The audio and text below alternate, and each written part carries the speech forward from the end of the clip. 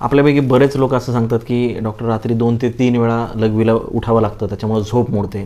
आता हे फक्त डायबिटीजचंच लक्षण आहे का? तर सगळ्यात पहिली गोष्ट म्हणजे आपण समजून घेऊ की रात्री वारंवार लघवीला जाणं याला नॉक्च्युरिया असं म्हणतात.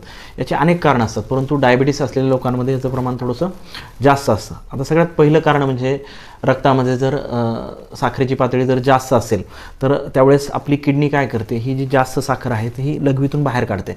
या प्रक्रियेला ग्लायकोसुरिया असं म्हणतात. ग्लुकोज ज्यावेळेस बाहेर पडते त्याच्यासोबत भरपूर पाणीसुद्धा खेचलं जातं, त्यामुळं लघवीचं प्रमाण हे वाढत असतं. परिणामी रात्री वारंवार लघवीला उठावं लागतं.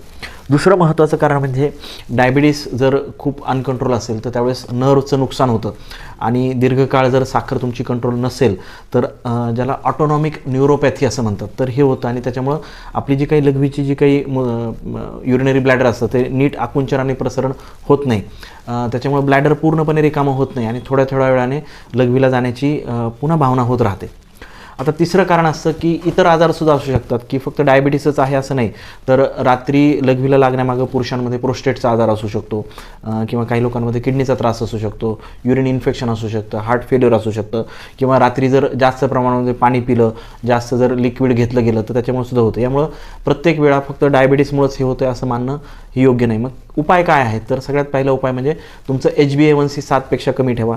जेवणानंतरची साखर 140 ते 160 मिलीग्रॅमपेक्षा कमी ठेवण्याचा प्रयत्न करा. त्याच्यामुळे रात्री लघवीला उठणं कमी होतं.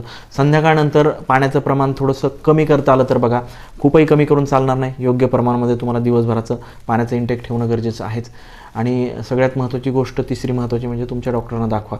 कारण जर प्रोस्टेट असेल किंवा किडनीचा प्रॉब्लेम असेल, ब्लॅडरचा काही प्रॉब्लेम असेल तर त्याच्यावर योग्य ते उपचार घेणं खूप महत्त्वाचं आहे. जर युरिनला इन्फेक्शन असेल तर त्याच्यासाठी सुद्धा युरिन रुटीन तपासणी करून घेणं खूप गरजेचं आहे. आणि काही वेळा जे औषधं असतात की जे डायुरेटिक्ससारखं काम करतात ती सकाळी घेणं गरजेचं आहे. काही लोकांना औषधाने सुद्धा रात्री लघवीला होऊ शकते. थोडक्यात काय तर झोपेत जर वारंवार लघवीला होत असेल तर डायबिटीसचं हे क्लासिक लक्षण असतं, परंतु त्यामागे इतर कारणंसुद्धा असू शकतात.